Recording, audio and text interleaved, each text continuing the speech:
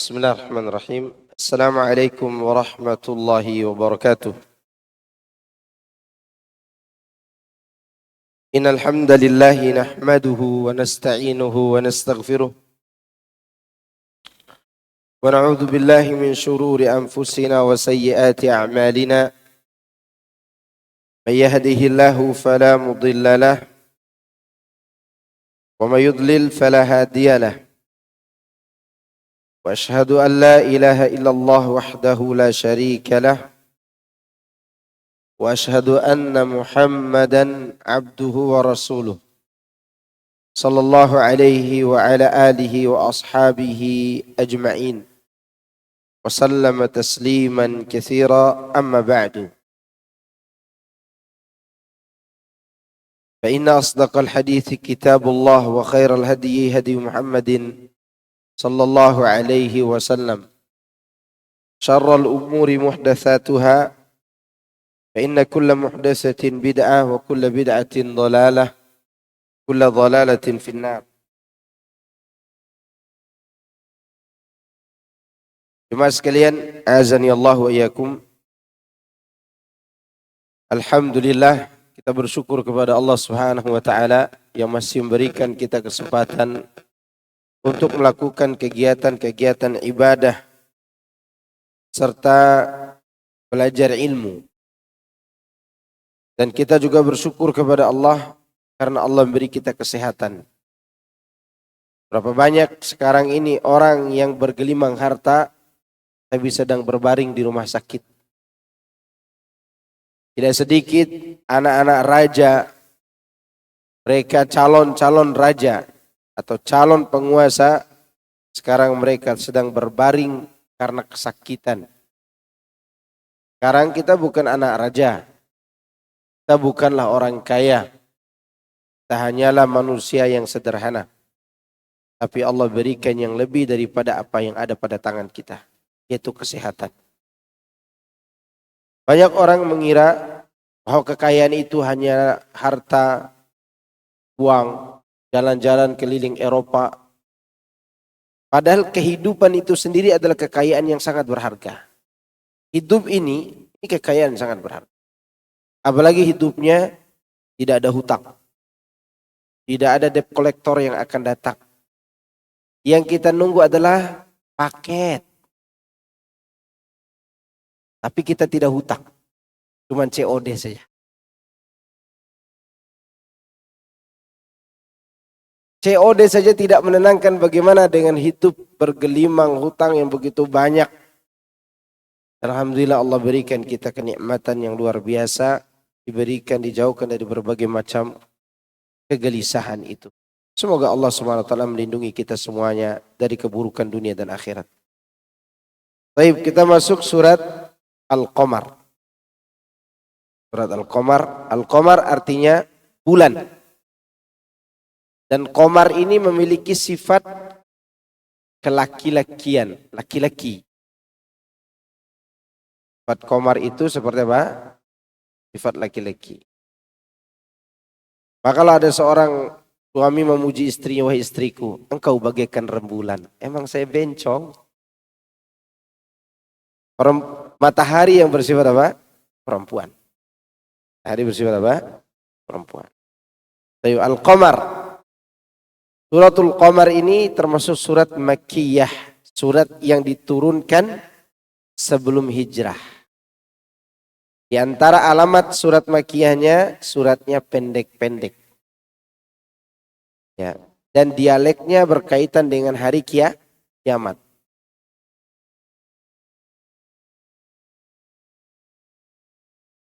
Telah disebutkan dalam hadis Abu Waqid Al-Laythi bahwasannya Rasulullah sallallahu alaihi wasallam pernah membaca surat Qaf dan iqtarabatis sa'ah, yaitu surat Al-Qamar, dalam salat Idul Adha dan Idul Fitri. Ya. Kedua surat itu juga dibaca oleh beliau dalam beberapa pertemuan-pertemuan besar.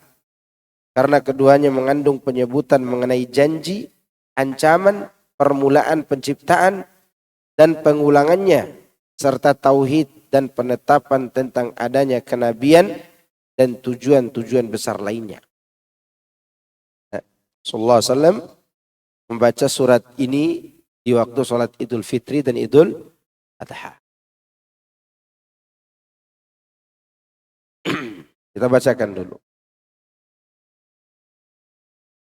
A'udzu billahi minasy syaithanir rajim.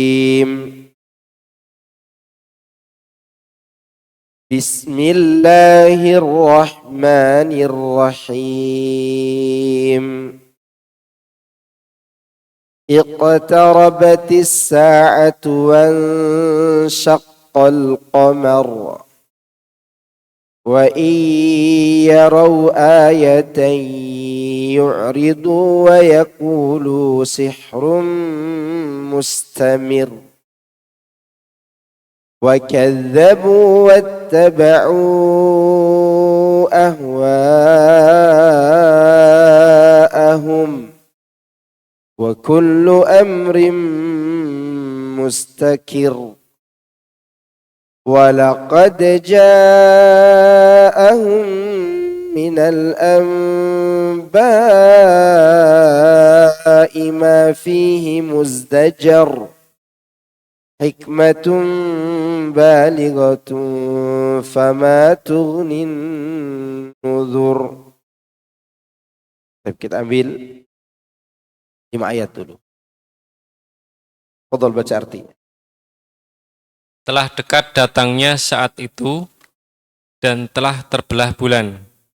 Dan jika mereka orang-orang musyrikin melihat suatu tanda mukjizat, mereka berpaling dan berkata, ini adalah sihir yang terus-menerus. Dan mereka mendustakan Nabi dan mengikuti hawa nafsu mereka. Sedang tiap-tiap urusan telah ada ketetapannya. Dan sesungguhnya telah datang kepada mereka beberapa kisah yang di dalamnya terdapat cegahan dari kekafiran. Itulah suatu hikmah yang sempurna. Maka peringatan-peringatan itu tiada berguna bagi mereka. Di sini Allah memberitahukan keadaan ihwal semakin dekatnya atau keadaan semakin dekatnya hari kiamat. Hari kiamat itu sudah dekat. Ya. Serta kekosongan dan berakhirnya dunia ini. Dunia ini berakhir tidak tersisa.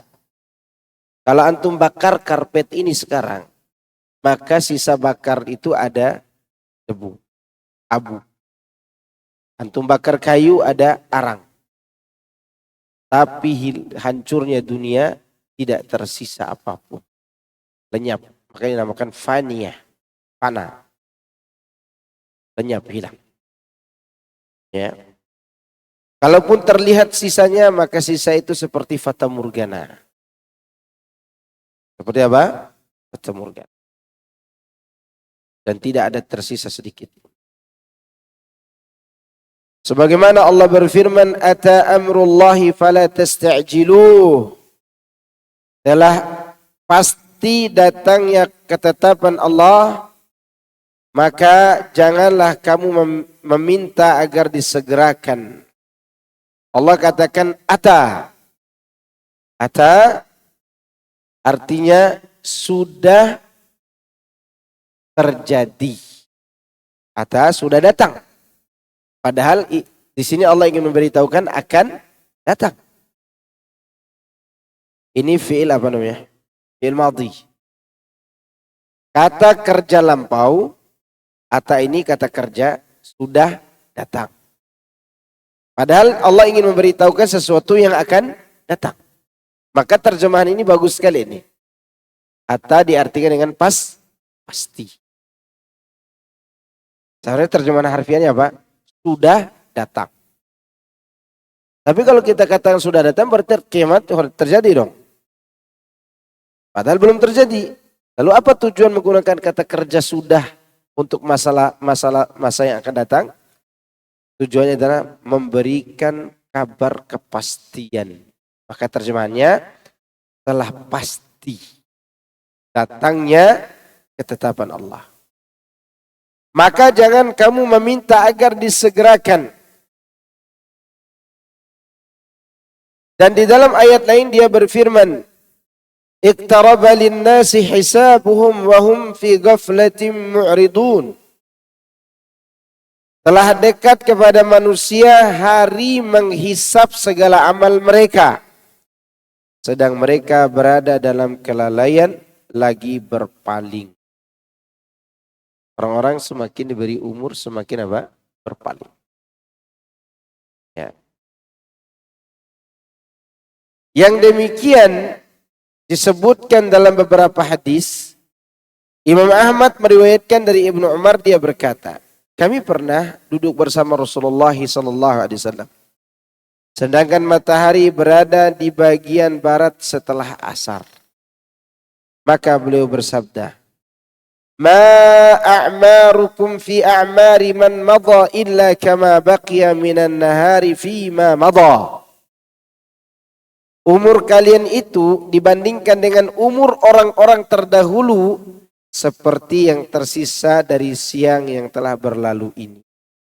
Jadi kalau umur umat Nabi Musa antara pagi sampai zuhur, maka umat Nabi Isa antara zuhur sampai asar. Umar Nabi Muhammad antara asar sampai maghrib. Yang umur sudah 50 tahun berarti sudah jam 5. Jam 5, 60 udah jam 6. Lebih dari itu berarti dia diberi bonus untuk melihat bintang di waktu Isya. Ya. Karena umur umat Muhammad SAW 60 sampai 70 tahun. Kalau ada yang berumur sampai 80 tahun, berarti dia diberi kesempatan untuk melihat awan yang menutupi rembulan. Artinya diberikan apa? Umur yang panjang, bonus. Lihat kata Nabi, umur kalian ini dibandingkan dengan umur orang-orang terdahulu, kalian itu seperti matahari yang akan tenggelam ini setelah asar. Dan itu yang diisyaratkan dalam hadis bahwa Nabi SAW pernah berkata, masalukum kamasalu ahlil kitabain. Permisalan kamu dengan permisalan dua ahli kitab. Kita belum bicara Nabi Nuh, Nabi Saleh, Nabi Hud, Nabi Nu'aib, belum nih. Baru bicara umat yang dekat dengan kita. Permisalan kalian dengan dua ahli kitab sebelumnya, kamathali rajulun istajara ujura'a. Seperti ada seorang mamdor, seorang bos yang sedang mempekerjakan beberapa kelompok kerja. Kelompok kerja pertama namanya Yahudi. Kelompok kerja kedua namanya Nasrani. Kelompok kerja ketiga adalah Muslim. Orang-orang Islam.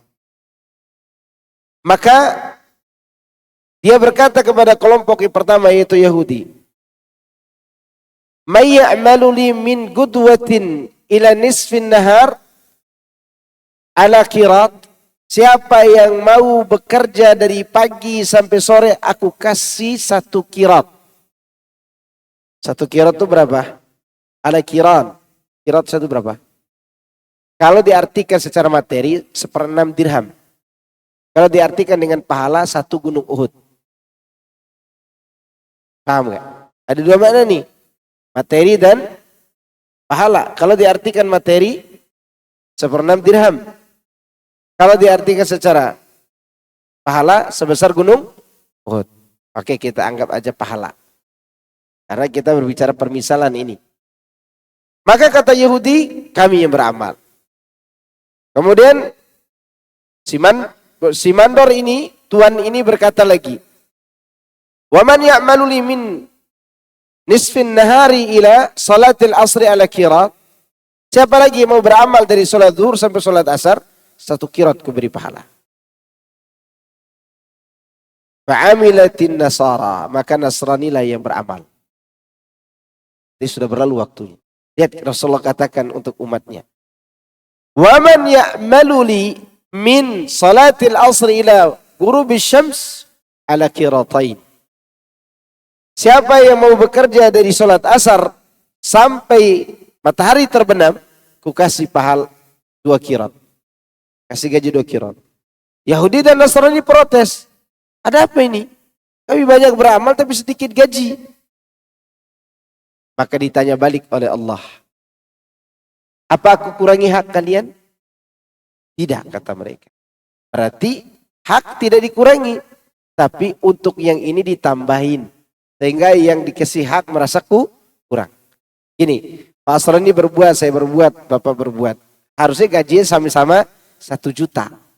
Tapi karena Pak Asroni terakhir dia kerja dan waktunya sempit, ya, maka dia dapat berapa? 2. Kita protes, hei Mandor, kenapa kau kurangi gaji saya? Enggak ada saya kurangi gaji ente. Hanya saja saya kasih Pak Asroni lebih daripada 1 juta. Maka Allah katakan setelah itu, itulah keutamaan yang aku karuniakan kepada orang yang ku kehendaki. Itu perumpamaannya. Jadi umur kita pendek, tapi pahala kita banyak. Ini maksud. Ya. Maka oleh karena itu hari kiamat sudah dekat dengan hadirnya umat Muhammad sallallahu alaihi wasallam. Imam Ahmad meriwayatkan dari Sahal bin Sa'ad. Dia bercerita, aku pernah mendengar Rasulullah SAW bersabda, "Bu'ithu ana was-sa'atu hakadha." Jarak antara diutusnya aku dengan hari kiamat seperti ini. Beliau pun mengangkat telunjuknya dan jari tengahnya. Seperti ini. Hari kiamat udah gini nih. Udah dekat. Tapi dekatnya kita tidak tahu kapan. Kita merasa lama karena kita ditipu oleh dunia. Padahal kita sendiri sebenarnya merasa umur kita ini tidak seberapa. Coba. Antum masih ingat gak? Antum loncat-loncat di sungai pada umur SMA. Atau antum masih ingat gak pada saat disunat? Pernah antum rencanakan ingat itu dulu? Saya akan menghafal saya sunat dipegang oleh bapak fulan, ibu fulan. Iya gak? Gak pernah. Ingatan ini memberikan sinyal bahwa waktu kita dari waktu sunat sampai sekarang itu pendek. Kita seakan-akan merasa baru kemarin lulus SMA, iya gak? Makanya kita itu kayak masih muda aja. Kayak masih muda main badminton ternyata sudah asam urat. Ya kan? Itu perasaan yang memberi sinyal bahwa memang umur kita ini pendek. Waktu ini tidak panjang. Coba. Baru kemarin Pak Asroni WA anak, Ustadz, apakah bisa isi kajian Senin ini? Begitu anak buka HP, datang lagi pertanyaannya. Senin lagi. Subhanallah, demikian waktu itu berlalu begitu cepat. Ya. Maka Nabi mengatakan hari kiamat dengan diutusnya aku itu sudah dekat. Hadis ini diriwayatkan pula oleh Al-Imam Al-Bukhari dan Muslim, yakni dari hadis Abu Hazim Salamah bin Dinar. Imam Ahmad meriwayatkan dari Wahab As-Sawai. Dia bercerita, Rasulullah SAW bersabda, "Uistu ana wa sa'atu kahadhihi min hadhihi in kadat latasbiquni." Jarak antara diutusnya aku dengan hari kiamat seperti ini dan ini. Hampir saja ia mendahuluiku. Hampir hari kiamat itu mendahului siapa? Rasulullah SAW. Ya. Al-Amash menggabungkan antara jari telunjuknya dengan jari tengahnya. Kemudian lanjutan daripada ayat tadi. Wanshaqqal qamar. Setelah diberitahukan telah dekat hari kiamat, Allah mengatakan dan bulan terbelah. Peristiwa tersebut pernah terjadi pada zaman Rasulullah sallallahu alaihi wasallam.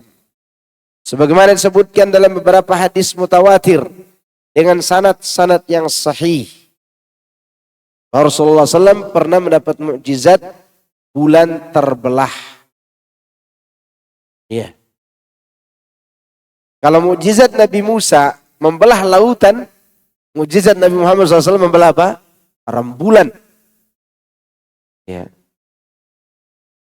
Rasulullah SAW mengatakan khamsun qad madayna ar-rum wad-dukhan wal-lizam wal-batshatu wal-qamar. 5 perkara yang terjadi kekalahan bangsa Romawi oleh Persia, dan ini sudah terjadi. Terjadinya kabut, adanya tawanan, kekalahan orang-orang kafir pada perang Badar, dan terbelahnya bulan. Ya, ini kejadian-kejadian besar. Di antaranya adalah terbelahnya bulan. Dan ini mukjizat Rasulullah SAW. Nabi SAW banyak mukjizatnya agar orang kafir itu mengerti dan mau mengikuti kebenaran. Dan tidak ada yang sehebat ajaran Nabi Muhammad SAW yang mengandung mukjizat dan juga ajaran. Di antaranya adalah mukjizat terbelahnya bulan. Yang demikian itu merupakan perkara yang telah disepakati oleh para ulama. Bahwasannya terbelahnya bulan sudah terjadi pada zaman Rasulullah sallallahu alaihi wasallam, dan ia termasuk mukjizat yang hebat. Mukjizat yang hebat. Beberapa hadis tentang terbelahnya bulan. Satu, riwayat Anas bin Malik. Imam Ahmad meriwayatkan dari Anas bin Malik. Dia berkata, penduduk Mekah pernah meminta kepada Nabi SAW mengenai suatu tanda kekuasaan Allah. Maka terbelahlah bulan di Mekah yang terjadi 2 kali. Kemudian beliau membaca iqtarabatis sa'atu wa syaqqal qamar. Telah dekat datangnya hari kiamat itu dan telah terbelah rembulan. Imam Bukhari meriwayatkan dari Anas bin Malik juga bahwa penduduk Mekah pernah meminta Nabi SAW memperlihatkan kepada mereka tanda kekuasaan Allah. Lalu beliau memperlihatkan kepada mereka bulan terbelah menjadi 2 kepada mereka, sehingga mereka melihat celah di antara kedua belahan itu. Bayangkan, itu jauhnya bulan itu terlihat 2 celahnya. Berarti betul-betul terbelah.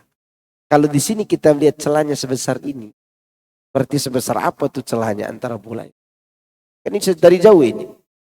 Iya. Orang kafir dulu sudah lihat bagaimana terbelahnya bulan itu. Maka orang-orang yang tidak percaya kepada Nabi SAW hanyalah membangun ketidakpercayaannya di atas 2 hal. Sombong, zalim. Sombong dan zalim. Hanya 2 itu. Karena mereka menyaksikan dengan mata kepala mereka sendiri. Seandainya bulan terbelah saat ini, lebih dekat lagi kita bisa melihat belahannya. Kenapa? Karena sudah ada Samsung Ultra 24. Jadi jauh kan dia. Yang bisa foto komar itu. Dulu gak bisa, gak ada alat-alat yang canggih. Tapi mereka melihat dengan mata kepala sendiri, kata Anas. Bahwa mereka melihat kejadian besar itu. Riwayat kedua dari Abdullah bin Abbas. Imam Bukhari meriwayatkan dari Ibnu Abbas. Dia berkata, bulan pernah terbelah pada zaman Nabi SAW. Juga diriwayatkan oleh Imam Bukhari dan Muslim dari hadis Bakar bin Mudhar. Dari Ja'far bin Rabi'ah. Dari Arak dengan lafaz seperti yang disebutkan di atas. Kemudian dari Ibnu Mas'ud. Imam Ahmad meriwayatkan dari Ibnu Mas'ud. Dia menuturkan, bulan pernah terbelah menjadi 2 pada zaman Rasulullah SAW. Hingga mereka benar-benar melihatnya. Saksikanlah ucapan beliau. Demikian itulah yang diriwayatkan oleh Imam Bukhari dari hadis Sufyan bin Uyainah. Jadi Rasulullah mengatakan, saksikan, lihat bulan itu terbelah. Mereka semua menyaksikan. Imam Bukhari meriwayatkan, Abu Duha menceritakan dari Masruq dari Abdullah bin Mas'ud di Mekah. Ya. Imam Baihaqi meriwayatkan, Abu Abdullah Al-Hafidh rahimahullah memberitahukan kami dari Abdullah bin Mas'ud radhiyallahu anhu, dia berkata, bulan pernah terbelah di kota Mekah sehingga menjadi 2 bagian. Lalu orang-orang kafir Quraisy dari kalangan penduduk Mekah berkata, ini adalah sihir, kata mereka, yang dilakukan terhadap kalian oleh ibnu Abi Kabsyah, tunggulah para musafir. Kalau mereka melihat apa yang kalian lihat, maka yang demikian itu benar adanya. Dan jika mereka tidak melihat apa yang kalian lihat, maka yang demikian merupakan sihir yang ditampakkan terhadap kalian. Abdullah melanjutkan, kemudian para musafir yang datang dari seluruh penjuru ditanya, maka mereka menjawab, kami melihatnya. Jadi orang kafir itu mengatakan, ini sihirnya Muhammad ini. Dia pelajari dari orang lain. Ya, tanda ini sihir, kita tunggu para pedagang. Karena pedagang tidak tersihir ini. Kita aja yang tersihir matanya. Kalau para musafir itu mengatakan bulan terbelah, berarti dia benar. Kalau musafir itu mengatakan tidak terbelah, nah tukang sihir nih. Ternyata musafir dari satu golongan ke golongan yang lainnya mengatakan kami melihat bulan terbelah. Apa mereka masuk Islam? Tidak. Gak mau masuk Islam. Sekali lagi sebabnya apa tadi? Sombong dan zalim. Bukan hanya itu, tanda kebesaran, tanda kebenaran Nabi itu banyak sekali mereka ingkari. Antum ingat waktu tahun ke-6 kenabian, mau masuk tahun ke-7. 7 tahun, awal 7 tahun setelah beliau diutus. Berarti masih ada 6 tahun sebelum hijrah. 6 tahun atau 7 tahun sebelum hijrah.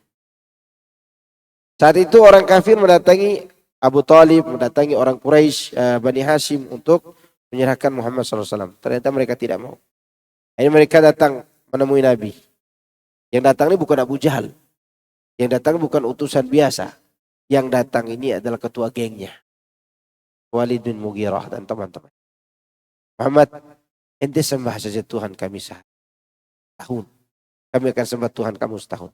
Toh kalaupun benar apa yang kami bawa, setelah kau lakukan itu, kau dapat kebenarannya. Kalau benar apa yang kau bawa, kita juga dapat kebenarannya. Ini istilah buang jeleknya, ambil benarnya. Buang jeleknya, ambil baiknya. Ini dia istilah itu. Istilah dari orang kafir. Walaupun dari sisi yang lain bisa saja benar dalam urusan ijtihad. Tapi urusan akidah ini, urusan ibadah kepada Allah. Apa kata Nabi? Turun surat Az-Zumar. Afa ghairallahi ta'muruni ayyuhal jahilun. Orang-orang jahil, apa kepada Allah kalian menyuruh aku menyembah? Enggak ada. Maaf ya, saya tidak ucapkan Natalan. Enggak boleh.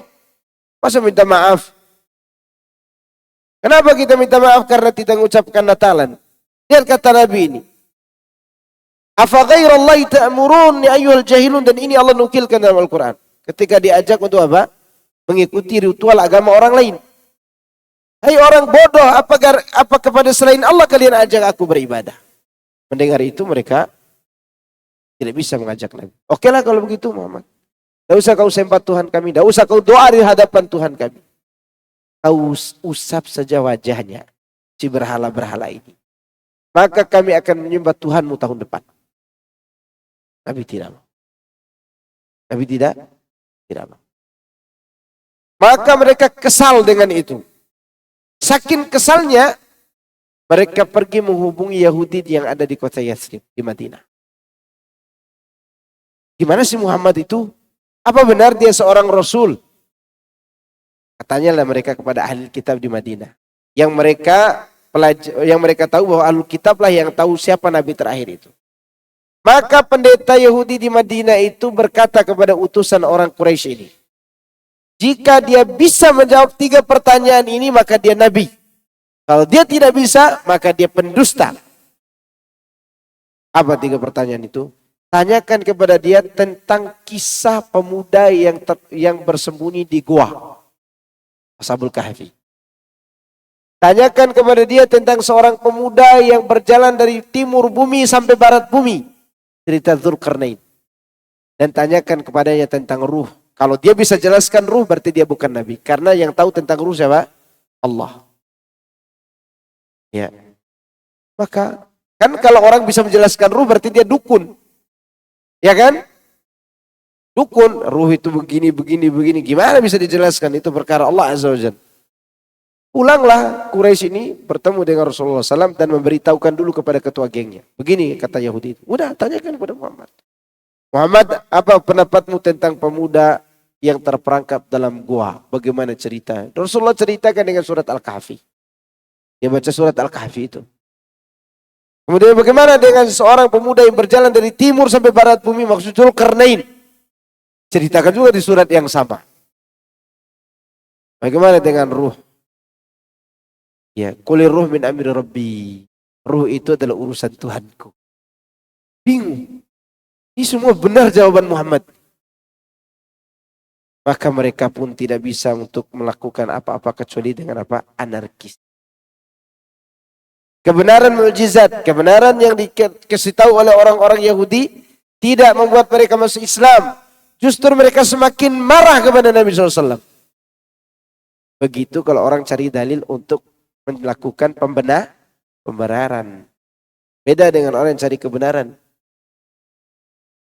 Lihat, mereka tidak terima. Maka itulah, gara-gara itulah mereka melakukan perjanjian yang ditempel di Ka'bah. Gak boleh jual beli makanan pokok dengan Bani Hashim. Yang muslim maupun yang masih musyrik. Karena musyriknya pun melindungi Rasulullah SAW, Bani Hashim. Itu kisah 3 tahun mereka diblokade di kebunnya siapa? Abu Thalib sampai makan rumput. Ya, sampai makan apa? Tidak mau terima kebenaran. Jelas di hadapan mereka kebenaran itu. Maka jangan heran hari ini kalau kita menjelaskan kebenaran ditolak orang, wajar. Karena kita tidak punya mukjizat. Tidak punya mukjizat. Nabi itu kelihatan mukjizatnya, kelihatan kebenarannya, ditolak juga.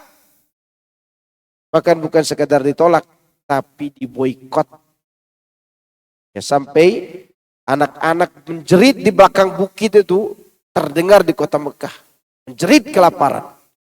Subhanallah, luar biasa. Ya. Itu kebenaran. Termasuk ini terjadinya terbelah bulan. Tapi mereka tidak mau menerima. Wa iyyarau ayatan. Lihat apa sikap mereka. Dan jika mereka orang-orang musyrik melihat suatu tanda kebenaran. Maknanya dalil, hujjah dan bukti. Yu'ridu. Mereka pasti berpaling. Artinya ialah mereka tidak mau tunduk karenanya. Bahkan mereka menjauhkan diri dan meninggalkannya di belakang punggung mereka. Dan mereka mengatakan sihrum mustamir. Ini adalah sihir yang terus berkelanjutan. Ya. Maksudnya mereka mengatakan hujjah-hujjah yang kami saksikan ini hanyalah merupakan sihir yang ditujukan kepada kami. Kalimat mustamir berarti, dan kata mustamir berarti menghilang. Demikian yang dikemukakan oleh Mujahid, Qatadah dan juga yang lainnya. Di sini ada 2 pengartian. Mustamir itu artinya terus menerus, istamir, lanjutkan, teruskan, itu arti asalnya. Di sini ada yang menafsirkan dengan penafsiran terbalik. Mukjizat apa? Sihir ini sebentar lagi hilang nih. Maksudnya sihir semacam ini sebentar lagi hilang, kata mereka. Siapa kira-kira yang pernah pergi ke bulan? Ada nggak tanda terbelahnya bulan? Ya. Saya orang Amerika. Dan kita tidak butuh itu. Kita cukup deh. Ayat ini menjelaskan bulan terbelah.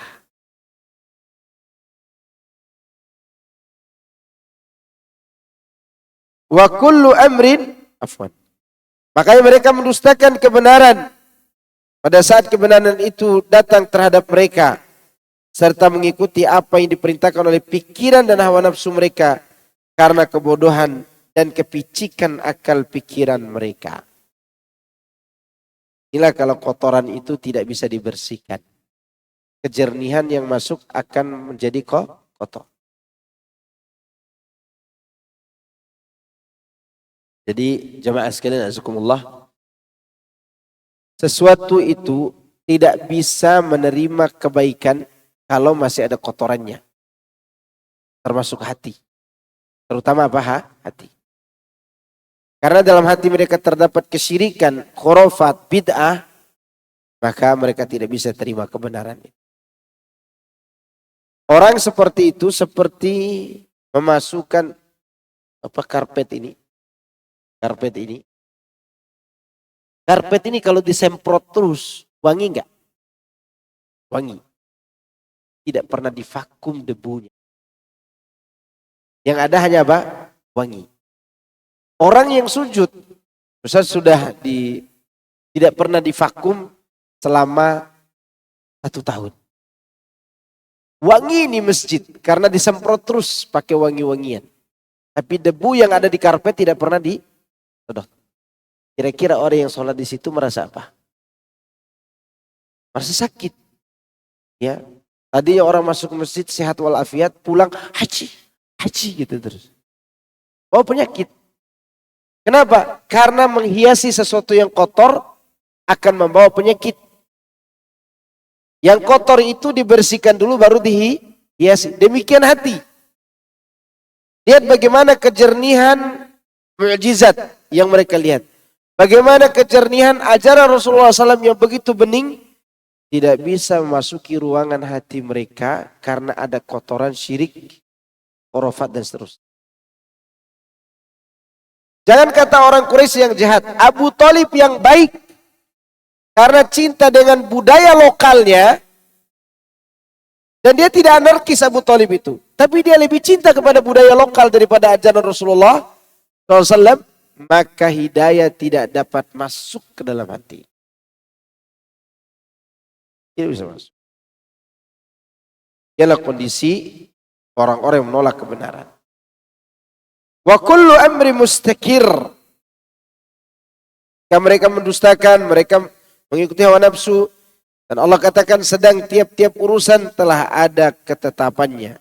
Artinya bahwa kebaikan itu pasti akan berpihak kepada orang-orang yang baik. Dan keburukan itu pasti akan menimpa orang-orang yang berbuat keburukan. Tanda ini itu. Ya. Kalau kita masih punya umur sekarang. Sampai 1 tahun, 20 tahun yang akan datang. Atau berapa waktu yang akan datang. Antum coba berbuat baik hari ini. Antum akan temukan beberapa waktu yang akan datang. Kebaikan itu tidak akan pernah sia-sia. Tidak akan pernah Allah lupakan. Demikian juga keburukan. Jangan kata hari kiamat. Sekarang di dunia saja kita bisa melihat kebaikan dan keburukan itu. Ya. Ada seorang tabi'in. Muridnya Al-Hasan Al-Basri. Abu Muhammad An-Najmi. Rahimahullahu ta'ala. Lihat, kita mau contohkan keburukan dapat keburukan, kebaikan dapat kebaikan. Muhammad An-Najmi ini, dia seorang tukang curang di pasar. Riba. Tapi ribanya melalui timbangan. Timbangan itu dia beratkan, dia ringankan. Kalau orang lain yang beli, dia kuatkan timbangan barang dia. Kalau orang lain bawa barangnya kepada dia, timbangannya diringankan. Tidak ada yang tahu. Tidak ada yang tahu keburukannya ini. Tiba-tiba dia lewati anak-anak kecil yang tidak tahu apa-apa lagi bermain. Anak-anak kecil di main lapangan, ada yang main apa gitu. Tiba-tiba anak kecil itu ngomong kepada teman-temannya. Kawan-kawan sini. Coba lihat di depan kita ini, lewat pemakan riba. Heran dia. Siapa yang kasih tahu anak-anak ini kalau dia makan riba dan curang? Tidak ada yang kasih tahu. Sejak itulah dia sadar bahwa keburukan yang dia sembunyikan itu dia akan menunainya suatu hari nanti. Dia akan mendapatkan suatu hari nanti. Dan dia dapat celaan dari anak-anak kecil. Dengan itu dia sadar bagaimana nanti di hari kiamat. Sekarang aja udah kelihatan buruk itu. Maka gara-gara itu dia pulang ke rumahnya. Semua harta kekayaannya dia keluarkan, dia jual-jualin dan dia infakkan di jalan Allah. Dia berikan kepada orang-orang miskin, kepada orang-orang yang tidak punya. Sampai dia tidak memiliki harta. Setelah itu dia bersimpuh di majelis ilmunya Hasan Al-Basri. Dia menjadi alim, jadi ahli ibadah. Dan anak-anak kecil tadi tidak tahu kalau dia sudah jadi alim. Begitu dia lewati sekelompok anak-anak kecil lagi, anak-anak itu berkata, lihat di depan kita ada ahli ibadah lewat. Dia ingin menyembunyikan ibadahnya, anak kecil-kecil ini pun tahu bahwa dia adalah seorang ahli ibadah. Maka oleh karena itu, ini yang dimaksud kullu amrin mustakir. Setiap perkara sudah ditentukan urusannya. Sudah ditetapkan bagiannya. Yang baik dapat yang baik, yang buruk dapat yang buruk. Mengenai firman Allah wa kullu amrin mustakir, dimaksudkan oleh Mujahid adalah hari kiamat. Ya, karena di saat itulah kita akan mendapatkan apa yang kita tanam sekarang ini. Saat itulah kita akan memanennya. Kata Imam Ibnu Qayyim rahimahullah, ad-dunya mazra'atu al-akhirah. Dunia ini adalah sawah ladang untuk kepentingan akhirat. Walaqad ja'ahum minal anba', dan sesungguhnya telah datang kepada mereka beberapa kisah-kisah. yakni beberapa berita tentang kisah umat-umat yang mendustakan para rasul dan berbagai hukuman, azab dan siksaan yang menimpa mereka yang juga telah dibacakan kepada mereka dalam Al-Quran.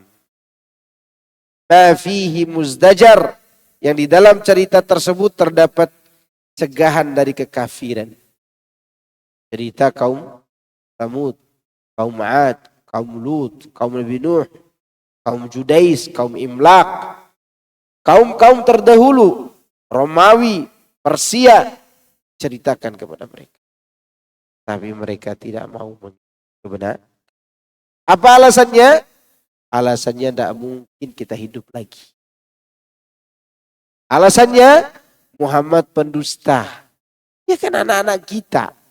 Makan sama kita, ke pasar sama kita. Tiba-tiba dia ngaku diri sebagai Nabi dan Rasul.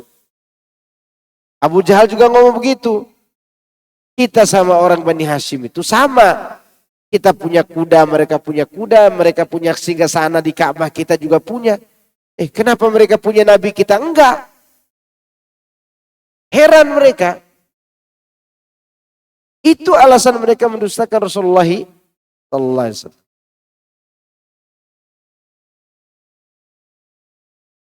Ma fihi muzdajar, yakni pada kisah-kisah tersebut terkandung larangan berbuat syirik dan terus-menerus dalam kedustaan. Itu arti daripada ma fihi muzdajar. Kan kalau kita bercerita kepada orang, tujuannya agar orang itu menghindari keburukan itu. Misalnya ada orang bercerita, istrinya bercerita kepada suaminya, Pak, jangan pergi mancing terus di Depok. Karena jalan yang dilewati itu ada makhluk halus. AWW gitu. Kemarin tuh tetangga kita yang suka ke masjid, pergi mancing ke sana. Akhirnya udah gak ke masjid lagi. Sudah pergi ke tempat dugem terus. Kan gitu. Tangga yang mana? Itu Pak Haryanto misalnya gitu kan. Ini semoga enggak tersinggung tuh. Betul, Bapak itu sudah jadi orang fasik gitu. Padahal tadi sering ke masjid. Si Bapak enggak dengar peringatan istrinya. Pergi mancing juga ke sana. Berangkatlah dia. Dia sih tidak pergi ke tempat wanita-wanita nakal itu. Tapi masalah baru muncul di rumahnya. Kenapa? Istrinya curiga terus. Kenapa kamu curiga terus? Kata dia kepada istri. Kan saya sudah ingatkan jangan lewati jalan itu. Minimal saya curiga walaupun Bapak tidak jatuh pada kemaksiatan. Kan gitu. Tapi si Bapak tetap aja ke sana. Akhirnya dia mancing juga. Mancing emosi istrinya. Nah, ini peringatan seperti itu. Cerita ini untuk apa? Agar kita menjauh. Diceritakan kaum Tsamud dihancurkan, kaum Ad dihancurkan, kaum Lut dihancurkan. Kenapa? Karena mereka mendustakan Rasul yang diutus dari kalangan mereka. Agar orang kafir Quraisy sadar. Kemudian Allah katakan dalam cerita itu hikmatun balighah. itulah suatu hikmah yang sempurna, yakni dalam petunjuk yang diberikan Allah kepada orang-orang yang diberinya petunjuk, serta penyesatan orang-orang yang disesatkan. Di dalamnya ada hikmah. Jadi kalau ada orang ini diberi petunjuk, ini diberikan kesesatan, pasti ada hikmah di balik. Contoh, Abu Talib dia bersama Nabi tidak dapat petunjuk. Salman Al-Farisi dia bersama api yang disembahnya di Persia. Dari sembah api, kemudian masuk agama Yahudi, masuk agama Nasrani, sampai dia masuk agama Islam. Nasabnya jauh, tempatnya jauh, waktu dan zamannya berbeda. Abu Talib, dia yang melihat kelahiran Nabi. Dia yang merawat Nabi. Dia yang membela Nabi. Dia yang mengetahui pertama kali anak ini akan menjadi Nabi. Tapi dia tidak dapat hidayah. Kenapa terjadi demikian? Hikmatun balighah. Pasti ada hikmah yang dalam. Di antara hikmahnya adalah selama ada kotoran di hati seorang, hidayah tidak masuk. Apa kotoran hatinya si Abu Talib waktu itu? Cinta kepada ajaran nenek moyang. Kan begitu kan akhir hayatnya? Aku akan mati di atas agama nenek moyangku. Itu dia. Dia tidak zalim, dia tidak mencuri, dia tidak berzina, tidak minum khamr Abu Talib. Tapi dia cinta kepada budaya lokal dalam urusan akidah. Maka sekarang ada orang-orang yang sedang melestarikan budaya Sunda, budaya Jawa yang kemudian dioles-poles dengan agama. Pantas kita sampaikan qala Allah, qala Rasul, mental. Tak bisa masuk. Ini mengenai hikmah itu.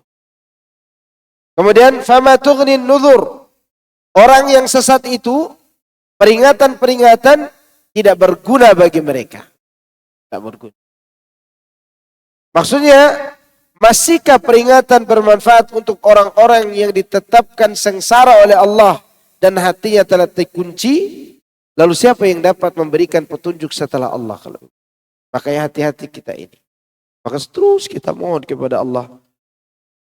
Rabbana la tuzigh qulubana ba'da idh hadaitana. Atau doa ya muqallibal qulub tsabbit qulubana ala dinika. Atau doa Allahumma inni as'aluka al-huda wat tuqa wal afafa wal ghina. Jangan lupakan doa-doa ini. Ya, karena kita juga khawatir diri kita tersesat. Kadang orang tersesat gara-gara wanita. Kadang orang tersesat gara-gara jabatan. Kadang orang tersesat gara-gara benci kepada seorang. Ya kan? Kenapa ente tidak ngaji lagi? Gak suka sama ustadz itu. Jangan ngaji di ustadz itu, ngaji di ustadz lain dong. Kenapa kamu tidak suka sama ustadz itu? Gak suka pokoknya. Ya. Kenapa dia suka? Dia tidak makan daging. Maka ngaji ke ustadz lain yang memiliki akidah yang lurus. Tapi terkadang itu membuat dia jauh dari kebenaran. Membuat dia jauh apa? Dari kebenaran.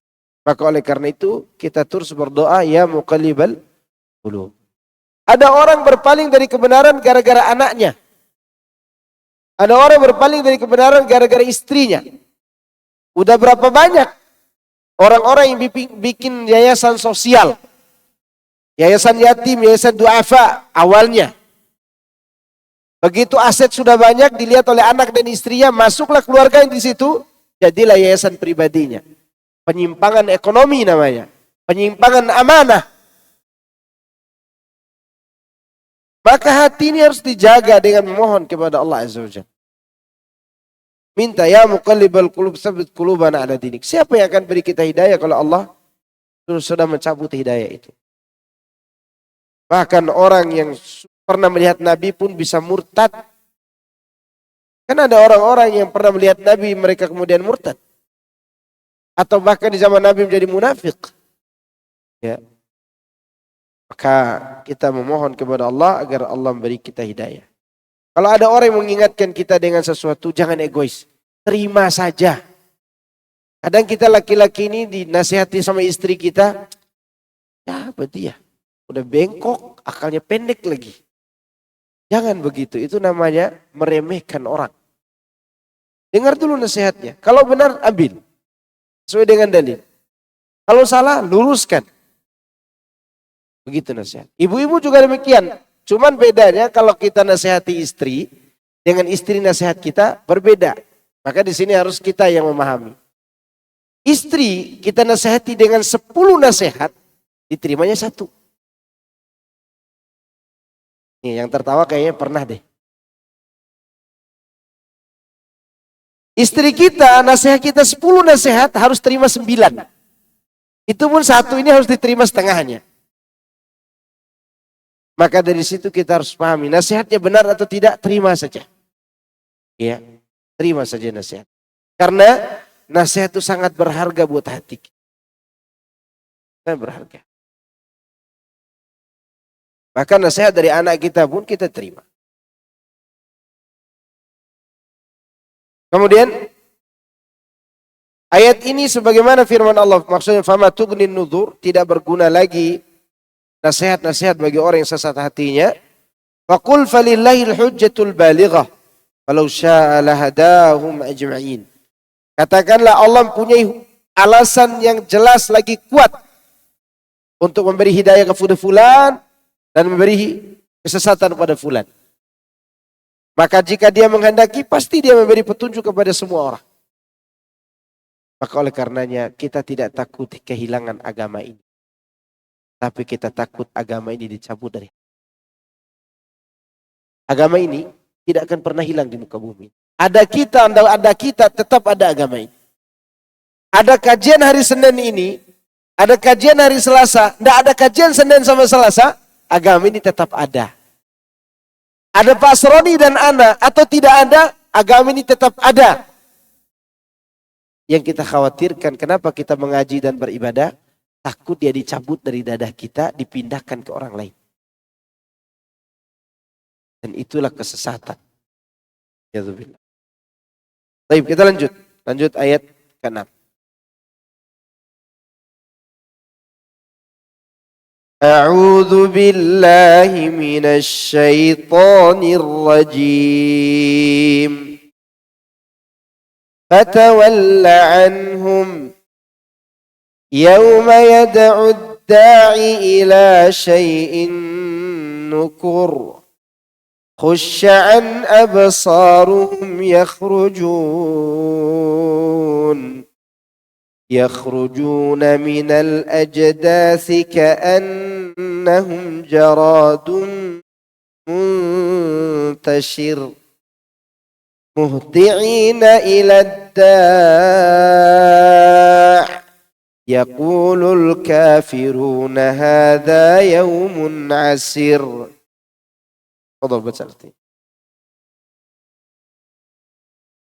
Maka berpalinglah kamu dari mereka. Ingatlah hari ketika seorang penyeru malaikat menyeru kepada sesuatu yang tidak menyenangkan hari pembalasan. Sambil menundukkan pandangan-pandangan, mereka keluar dari kuburan seakan-akan mereka belalang yang berterbangan. Mereka datang dengan cepat kepada penyeru itu. Orang-orang kafir berkata, ini adalah hari yang berat. Masya Allah. Wahai Muhammad, kamu berpalinglah dari orang-orang yang telah melihat tanda-tanda kekuasaan, kemudian berpaling. Seraya berkata ini tidak lain sihir yang terus-menerus. Artinya kalau ada orang yang mendustakan kebenaran, setelah disampaikan hujjah, berpaling. Tidak usah didengar lagi. Tidak usah lagi disedihkan. Ya, tidak usah disayangkan lagi. Yang penting sudah disampaikan. Ya. Berpalinglah dan tunggulah mereka itu. Kapan ditunggu? Yauma yada'ud da'i ila syai'in nukur. Pada hari penyeru berseru kepada sesuatu yang tidak menyenangkan. Nukur itu diambil dari kata dari situlah kata ingkar diambil. Nakirah. Nukur, nakirah. Sesuatu yang diingkari, sesuatu yang tidak disenangi. Ya. Maknanya terhadap sesuatu yang tidak disenangi lagi mengerikan, yaitu saat penghisaban. Semua cobaan, kegoncangan, serta hal-hal yang mengerikan pada hari itu. Kata Aisyah, ada 3 keadaan orang itu tidak akan mencari istri, anak, dan orang-orang yang dicintai. Ada 3 keadaan pada hari kiamat. Pertama, di saat di mahsyar. Ya. Saat di mahsyar tidak ada orang yang mencari orang lain. Tidak ada yang mencari anaknya, tidak ada yang mencari istrinya, tidak ada yang mencari keluarganya. Semua sibuk dengan urusan sedikit. Yang kedua, di saat hisab. Kapan? Saat hisab. Kengerian yang luar biasa di sana. Yang ketiga, di saat melewati sirat. Maka setelah lewat sirat, baru orang mencari orang lain. Terutama yang saling menzalimi. Di hutang, kepada yang tidak bayar hutang. Mana orangnya? Saling bayar. Ini memukuli ini, saling bayar. Tapi waktu di sirat, tidak ada orang yang saling mencari. Berapa tempat tadi? Mahsyar, hisab, sirat. Ya. Saat itulah orang-orang berada dalam kengerian yang luar. Khusya'an absaruhum, sambil menundukkan pandangan-pandangan mereka. Artinya tunduk takut. Tunduk takut. Maksudnya hinanya pandangan mereka. Yakhrujuna minal ajdasi ka'annahum jaradun muntashir. Mereka keluar dari kuburan seakan-akan mereka belalang yang berterbangan. Jadi mereka menuju ke tempat penghisaban seakan-akan berterbaran dan berjalan cepat sebagai bentuk pemenuhan seruan itu. Layaknya belalang yang diterbangkan di udara. Maka Allah berfirman, muhti'ina ila da'. Mereka datang dengan cepat menuju kepada tempat si penyeru. Maksudnya mereka tidak menentang dan tidak pula mengakhirkan. Mereka tidak, nanti dulu deh. Tidak ada. Kalau sekarang dipanggil sholat, hayya 'alas shalah. Dulu. Masih mikir 2 kali mau cepat. Kenapa? Karena toko lagi rame. Ya, tak boleh. Di dunia boleh mereka tunda, di sana enggak. Dipanggil langsung menuju. Kenapa antum semua ini ketika dipanggil sholat, hayya 'alas shalah, langsung ke masjid? Karena di hati antum seakan-akan melihat kejadian hari kiamat itu. Paham enggak? Kenapa mempercepat kita kepada ibadah? Karena seperti ini kondisinya di hati kita. Keyakinan hari kiamat itulah yang mendorong kita ke masjid, yang mendorong kita berbuat baik, yang mendorong kita untuk meninggalkan kemaksiatan. Sekarang kalau ada orang melihat kejadian hari kiamat, pasti tergodakah dia dengan cewek cantik? Ya. Kalau dia tidak memiliki keyakinan yang luar biasa tentang hari kiamat, bencong lewat pun dia tergoda. Ya enggak? Maka oleh karena itu, apa pesan moral daripada ini? Kalau mau kita terhindar dari maksiat dan ingin taat kepada Allah dengan tundukkan hati dan pikiran kita kepadanya saat ini, yakini hari kiamat seperti kita melihatnya. Karena ini kondisi setelah lihat. Khusya'an absaruhum. Ini yang disebut dengan ainul yakin. Maka Ibnu Qayyim mengatakan, orang yang memiliki keyakinan di dunia ini ada tingkatan-tingkatan. Ada orang mengilmui hari kiamat, dia sudah selamat dengan itu. Sekedar ilmu tahu tentang hari kiamat itu. Terjadi begini dan begitu, tapi dia tidak bisa untuk mewujudkan seperti orang yang melihat langsung. Ada orang yang meyakini hari kiamat itu dengan cara ainul yakin. Seakan-akan dia lihat kondisi hari kiamat. Maka orang seperti ini lebih tinggi tingkatan dengan ilmu yakin. Iya. Kedua-duanya aman, tapi tingkatannya lebih tinggi yang kedua. Maka para sahabat tuh kalau lagi kajian bersama Nabi SAW, mereka bisa mengatakan, ya Rasulullah, kalau kau menjelaskan surga dan neraka seakan-akan kami melihat di depanmu ada surga dan neraka yang terlihat dengan mata kepala. Saking dalamnya iman mereka. Dunia, orang-orang terlambat beribadah karena mereka kurang keyakinan tentang hari kiamat. Tapi kalau mereka khusya'an absaruhum seperti melihat hari kiamat, insyaallah orang akan berbondong-bondong beribadah kepada Allah Subhanahu wa ta'ala. Makanya orang yang selamat di hari kiamat nanti, alasannya apa? Inni dhanantu anni mulaqin hisabiyah. Dia terima kitab dengan tangan kanan, ampunan dosa, telah diberikan ampunan dosa kepada dirinya. Dia terima, nih baca kitabku. Apa alasan kau selamat? Karena aku yakin bertemu dengan kitabku. Nah itulah yang mendorong dia berbuat baik. Maka dalam Al-Quran dan hadis selalu dikaitkan iman kepada Allah dan iman kepada akhirat. Ya enggak? Man kana yu'minu billahi wal yawmil akhir fal yaqul khairan. Artinya orang berakhlak baik pun dorongannya dari mana? Didorong oleh iman kepada Allah dan hari kiamat. Karena kalau ngomong-ngomong apa-apa nanti dihisab gak omongan itu?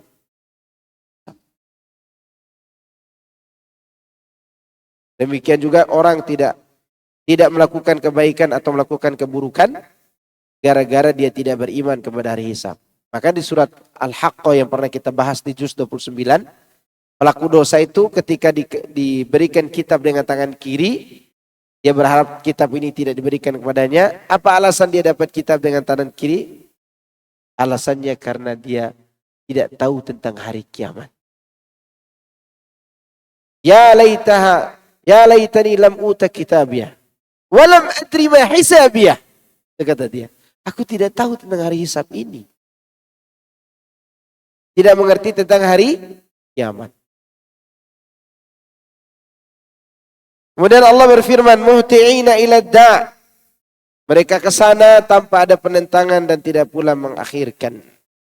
Yaqulul kafiruna hadza yaumun 'asir. Orang kafir berkata, ini adalah hari yang berat, hari yang berat. Ya. yakni hari yang sangat mengerikan. Banyak yang bermuka masam dan penuh kesulitan. Hari itu sangat luar biasa. Orang pelit saja, orang Islam yang pelit. Tahu pelit kan? Ya.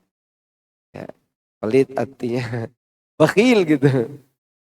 Saking pelitnya dia pelit pada dirinya sendiri orang itu. Ada gak orang yang pelit pada diri sendiri? Ada. Dia punya uang di kantong 1 juta nih. Dia lapar. Lapar dia. Harusnya dia bisa dong makan sedikit. Ya minimal di sop ayam kampung gitu. Dia cari nasi kucing untuk dia makan. Apalagi kepada orang lain. Pada diri sendiri dia pelit. Ya. Maka kalau ada orang pelit begini, tobat dan suhalah segera. Orang yang tidak bayar zakat artinya orang pelit. Pada hari kiamat nanti disetrikat pakai lempengan panas dari neraka sebelum dihisap. Sebelum apa? Dihisap itu. Dipanaskan lempengan panas dari neraka, diserikat jidatnya, lambungnya dan punggungnya. Alasannya karena dia tidak bayar zakat mal. Ada orang diinjak-injak binatang ternaknya dengan kuku-kukunya yang tajam. Jidat, lambung dan punggung. Alasannya tidak bayar zakat mal. Siksa. Makanya harinya yaumun asir. Hari yang berat. Ada orang berdiri dengan buta, tidak bisa melihat. Mereka orang-orang yang malas mempelajari Al-Quran. Tidak mau menghadiri majelis ilmu. Bahkan tidak mau tahu tentang agama. Dan Allah katakan itu dalam surat Toha 124 atau 20. Sekitar itu. Allah katakan, "Waman a'rada an dzikri fa inna lahu 'ishatan tanqah wa nahsyuruhu yaumal qiyamati a'ma. Qala rabbi lima hasyartani a'ma wa qad kuntu basira." Di antara kejadiannya itu terjadi sebelum hisab. Waktu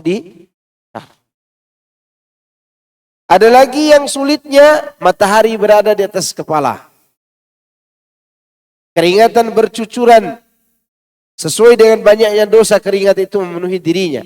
Ada yang keringatnya semata kaki, ada yang selutut, ada yang sebadan, ada yang sebahu, bahkan ada yang tenggelam dalam keringatnya. Tergantung dosanya. Tapi di sisi yang lain, ada pula orang-orang yang dimudahkan Allah. Jadi yang ngaku Yaumun Asir ini orang kafir dan orang-orang semisal dengan mereka. Dan tidak semua orang merasakan kesulitan itu. Ada yang dimudahkan oleh Allah. Di saat itu semua telanjang, tidak beralas kaki, tidak dikhitan. Ya enggak? Matahari berada di atas kepala. Namun ada orang yang diberikan pakaian dari cahaya. Apa sebabnya? Karena mereka suka membuat majelis ilmu karena Allah. Suka saling mengunjungi karena Allah. Saling mencintai karena Allah. Ada yang dinaungi oleh sodakohnya karena suka memberi. Suka memberi. Ada juga yang dinaungi langsung oleh Allah Azza wa Jalla. 7 golongan. Pemuda yang tumbuh beribadah kepada Allah. Pemuda itu batasnya sampai umur 40 tahun. Karena siapa di antara antum yang umur masih 30-an? Sekarang anak udah masuk umur 40, berarti udah tua. Ya. Yang kedua, laki-laki yang selalu merindukan masjid. Mudah-mudahan kita masuk dalam golongan kedua. Dan golongan pertama juga. Yang ketiga, 2 orang yang saling mencintai karena Allah. Yang keempat, orang yang diajak berzina oleh seorang wanita cantik dan dia tidak mau karena takut kepada Allah. Yang kelima, yang pertama pemuda, kedua seorang pemimpin yang adil, ketiga laki-laki merindukan masjid, keempat orang yang saling mencintai karena Allah, kelima orang yang diajak berzina oleh wanita cantik, dia katakan aku takut. Ya. Yang keenam, orang yang berzikir sendirian, mengalirlah air matanya karena takut. Yang ketujuh, berinfak rahasia sampai tangan kiri tidak tahu dikeluarkan tangan kanan. Maka kalau antum berinfak sembunyi-sembunyi itu lebih baik. Kalaupun terang-terangan tidak masalah juga. Sembunyi-sembunyi lebih baik. Terang-terangan tidak masalah. Karena dua-duanya memiliki keutamaan masing-masing. Tapi yang mendapatkan naungan adalah yang berinfak sembunyi. Itu yang diselamatkan oleh Allah Subhanahu wa taala. Di tengah-tengah orang kafir mengatakan hadza yaumun asir. Ini hari yang berat. Ada sisi-sisi tertentu di hari kiamat nanti setelah melewati beratnya hari itu, sebelum dihisab, semua orang gembira ketika Allah datang mengumumkan sesuatu. Jadi ketika Allah datang mengumumkan sesuatu kepada semua yang hadir, muslim, kafir, munafik, semua gembira dengan pengumuman ini. Apa pengumumannya? Ya ibadi, la khaufun alaikumul yaum, wala antum tahzanun. Itu Allah sebutkan dalam surah Zukhruf ayat 67 atau 68, sekitar itu. Wahai hamba-hambaku, hari ini kalian tidak perlu takut dan tidak perlu bersedih hati. Semua gembira dengar pengumuman itu. Kata disebutkan dalam tafsir Ibnu Katsir, termasuk orang-orang kafir gembira mendengar itu. Termasuk siapa? Orang kafir. Gembira. Kapan mereka sedih lagi? Setelah lanjutannya. Kan ada lanjutan ayat itu. Coba lanjutannya. Alladzina amanu bi ayatina wa kanu muslimin. Yang tidak sedih dan takut itu mereka yang beriman kepada ayat-ayat kami dan mereka berserah diri kepada Allah. Ketika murunglah wajah orang kafir. Kemudian kita termasuk orang yang gembira pada saat. Nah, inilah kejadian yang sangat luar biasa itu, maka orang kafir mengatakan hada yaumun asir, ini adalah hari yang sangat berat, sulit, mencengangkan. Tapi saya kira cukup itu bisa Anda sampaikan di pertemuan kita siang hari ini, dan semoga kita bisa melanjutkan pembahasan kita pada pekan depan, pekan keempat ya. Ya. Tapi insyaallah masih ada satu pertemuan lagi insyaallah. Ustaz, mau tanya Pak Ustaz. Boleh. Kenapa orang Islam masuk surga, sedangkan orang kafir masuk neraka? Ini dalam surat Al-Baqarah ayat 62 sebutkan bahwa orang kafir itu kan yang dulu atau yang sekarang, bahwa kalau yang dia beriman itu masuk surga enggak? Yang zaman Nabi Musa. Nah, sedangkan yang sekarang udah jelas kalau dia tidak beriman kepada Nabi Muhammad masuk neraka. Mohon penjelasannya. Makasih. Assalamualaikum warahmatullahi wabarakatuh. Mereka masuk neraka karena durhaka kepada Allah yang telah memerintahkan mereka. Sedangkan orang Islam masuk surga karena mereka taat kepada Allah. Itu alasannya. Bukan karena mereka durhaka kepada Rasul saja, tapi mereka durhaka kepada Allah. Dan mereka masuk neraka dengan kekafiran itu bukan hanya dorongan nafsu belaka saja, tapi memang sengaja menentang Allah. Makanya orang berbuat syirik itu dengan orang yang berbuat maksiat, yang tidak berbuat syirik, Allah bedakan hukumannya. Orang berzina, apa dorongannya? Apa yang mendorongnya? Syahwat. Karena memang ada rasa kepada pasangan. Artinya ada campur tangan keinginan lain gitu. Sekarang orang menyembah kubur, minta kepada berhala. Apa dorongan syahwat ada di situ? Wahai berhala, engkau bagaikan rembulan, aku ingin. Gak ada kan? Sedangkan seorang ingin berzina, apa yang dilakukan? Karena ada dorongan syahwat. Maka oleh karena itu mereka kekal dalam neraka. Kenapa? Karena orang yang berbuat syirik dan kufur itu murni menentang Allah. Sedangkan pelaku maksiat itu tidak murni menentang Allah, tapi karena mengikuti hawa nafsu syahwatnya. Karena selesai berzina orang menyesal gak? Menyesal. Selesai menyembah berhala orang menyesal? Nah, gak ada orang menyembah berhala menyesal. Maka oleh karena itulah dia kekal dalam neraka. Sengaja menentang Allah. Baik. Assalamualaikum warahmatullahi wabarakatuh. Assalamualaikum.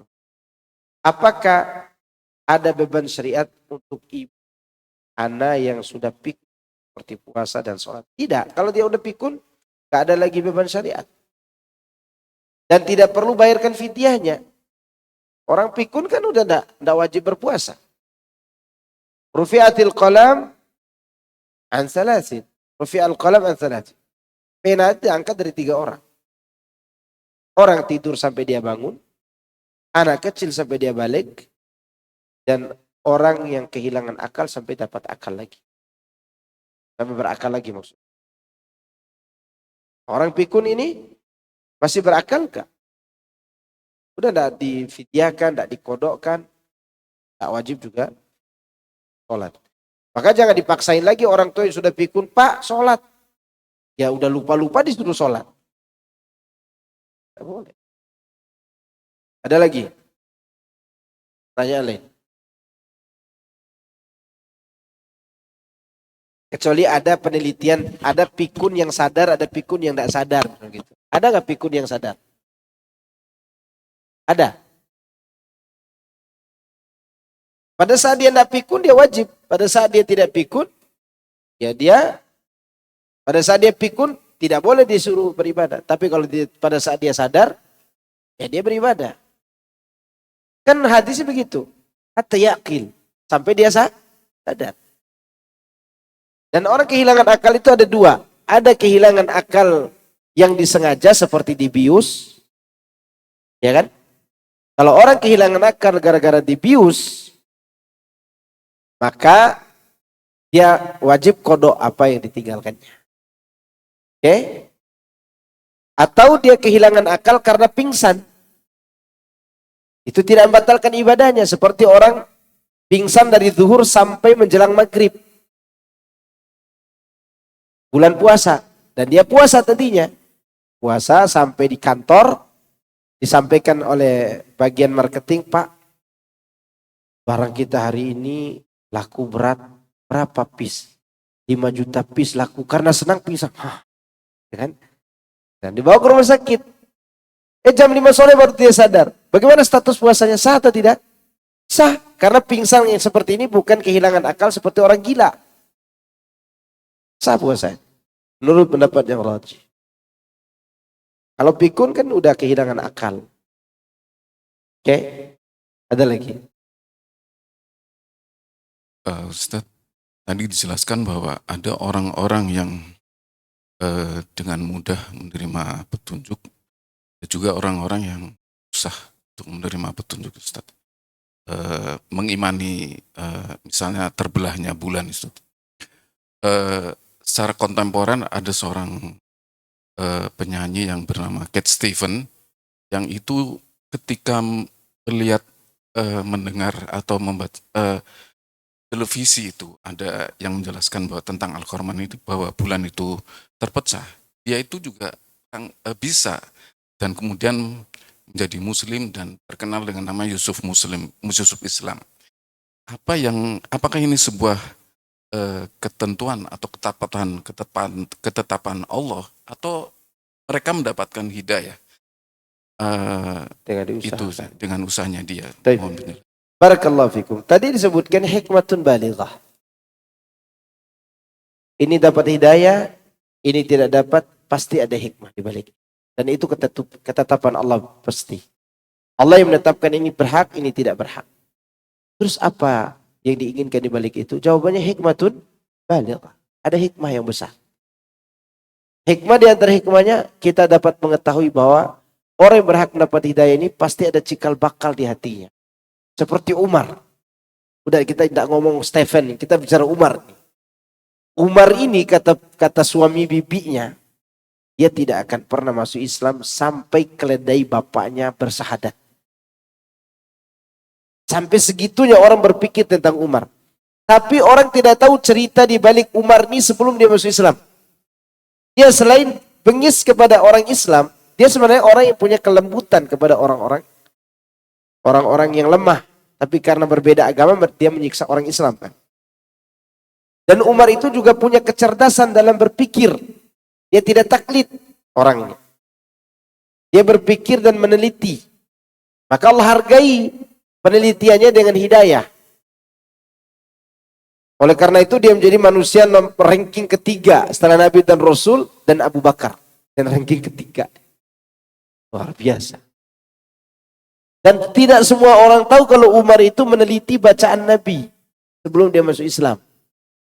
Dan ini riwayat Ibnu Hisham dengan riwayat yang masih banyak diteliti riwayatnya. Tapi yang jelas ada kejadian itu. Umar ingin tahu apa yang dibawa oleh Muhammad.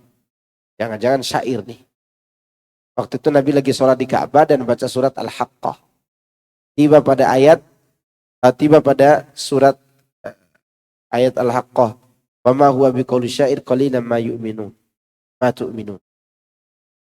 Umar berkata dalam hati. Ya sekali dibaca Muhammad. Jangan-jangan syair nih. Dia katakan dalam hati. Tiba-tiba turun ayat itu kepada Nabi. Wa ma huwa biqauli syair qalilan ma tu'minun. Lah, kok tahu dia apa yang saya katakan di hati saya? Lalu dia katakan lagi. Benar nih dukun nih orang. Wala biqauli kahin qalilan ma tadhakkarun. Dan dia bukan perkataan dukun. Sedikit kali kalian mau mengambil pelajaran.